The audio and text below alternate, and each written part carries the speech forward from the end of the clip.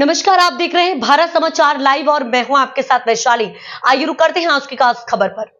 सकल हिंदू समाज का आह्वान एवं ज्ञापन जन आक्रोश रैली निकाली। मंडीदीप गल्ला मंडी मेन रोड मंडीदीप। सर्व हिंदू समाज को विदित हो कि मंडीदीप में एक गौ सेवक को भगवा वस्त्रों में माथे पर तिलक एवं हाथे में कलावा को बंधा देकर जिहादियों की भीड़ ने एकत्रित होकर घातक हत्यारों ने निर्दयता से धारदार हथियारों से गौ सेवक को घायल कर मरणासन की अवस्था में छोड़ा। गौसेवक के शरीर पर 80 टाके आए, जिससे प्रशासन ने गंभीरता से नहीं लिया, जबकि कमर के ऊपर घाव में धारा 307 की कार्रवाई होती है, जबकि प्रशासन द्वारा केवल धारा 151 की कार्रवाई की, जो शांति बनाए रखने के लिए होती है, जबकि यह मामला हत्या के प्रयास का होता है।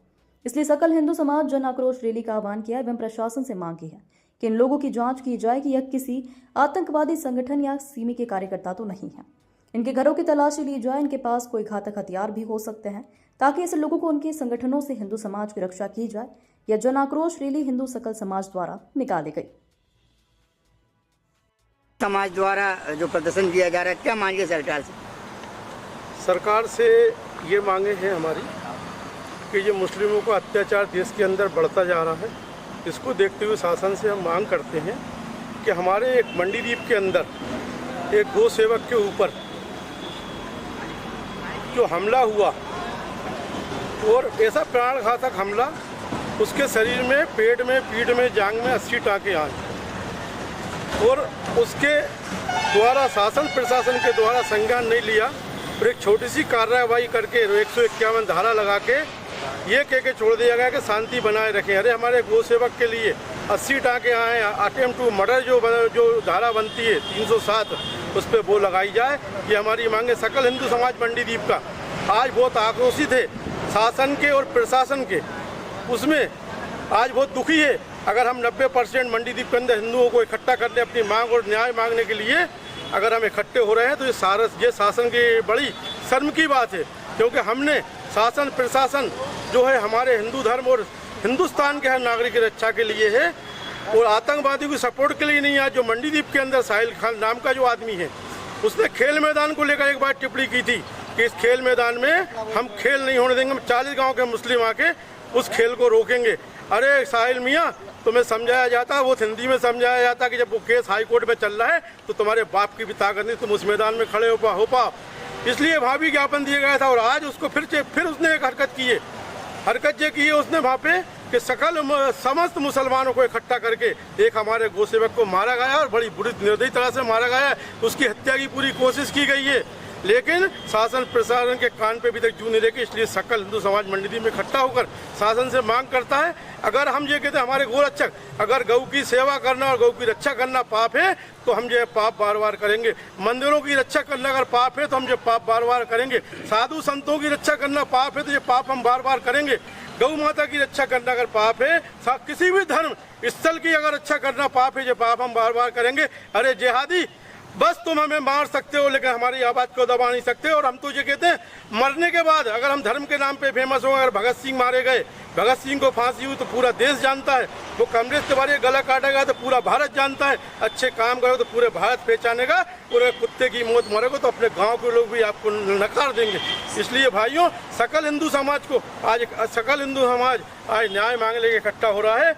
अगर न्याय नहीं मिलता है तो हम गोरक्षक के दस्ते कहते हैं कि अगर हमको न्याय नहीं मिलता है तो हम न्याय के लिए एक बार प्रदर्शन करेंगे। हमारे गोरक्षक और हमारे हिंदू संगठन के जो भी लोग हैं जो हिंदू धर्म रक्षा के लिए बने हैं, वो अपने सर का मुंडन करा के और वहाँ पे प्रदर्शन करेंगे। उसके बाद भी अगर नहीं रोका जाता तो हिंदू समाज एक सकल समुद्र के समान समाज है, जो भारत के अंदर 95-90% निवास करते हैं। अगर ये रोड पे ये बांध जिस दिन टूट गया तो शासन प्रशासन उसको संभाल भी नहीं पाएगा।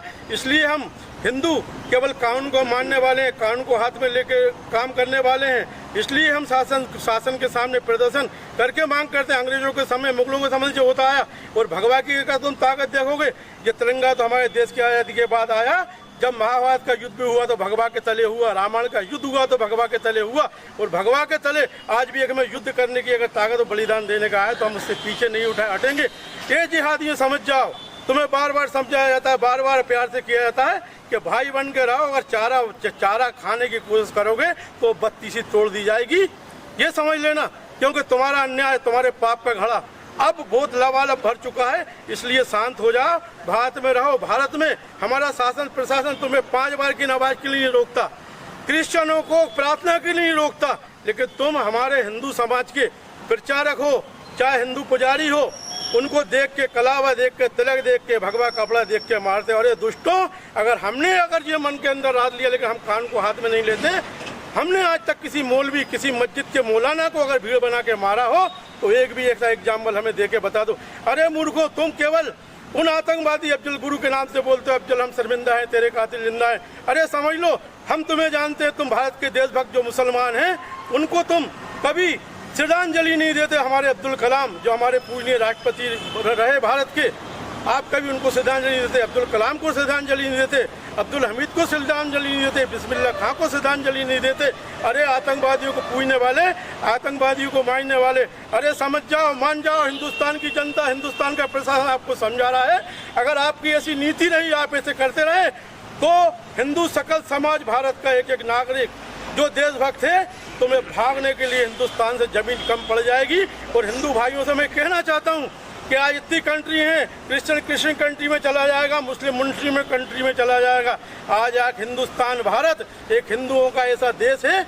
अगर कोई कारणवश अगर हिंदुओं को भागना पड़ा, ये तो हिंदू ज्ञात करना कि तुम्हें रहने के लिए कौन सी ताकत और भारत माता की, भारत माता की, भारत माता की। हम शांति के पुजारी हैं, शांति से बात करना जानते हैं, शांति से प्रदर्शन करना जानते हैं। और ये भी मत भूल जाना कि हम उस महाराणा प्रताप के वंशज हैं, हम वो राम के वंशज हैं, हम वो कृष्ण के वंशज हैं। तुम क्या हमें जेलों से डराओगे? हमारे कृष्ण भगवान तो अच्छे अच्छे कारागार तोड़ के चले गए, और जब आए तो उस कंस का अंत किया। अरे दुराचारियों, कंस मत बनो, राक्षस मत बनो, ये तुम्हारी 32 तोड़ना नहीं आता है। इसलिए शांत हो जाओ। इस भारत में भाई बन के, बेटे बन के रहो, बाप बन के सड़ पे मूतोगे तो खत्म कर दिए जाओगे।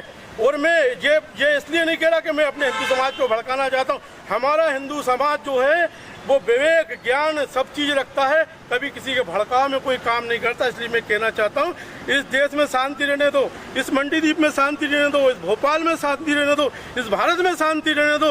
अरे तुम उत्पात मत बचाओ उत्पातियों, नहीं तो तुम भाग भी नहीं पाओगे, क्योंकि शासन प्रशासन तुम पर रहम किए हुए है।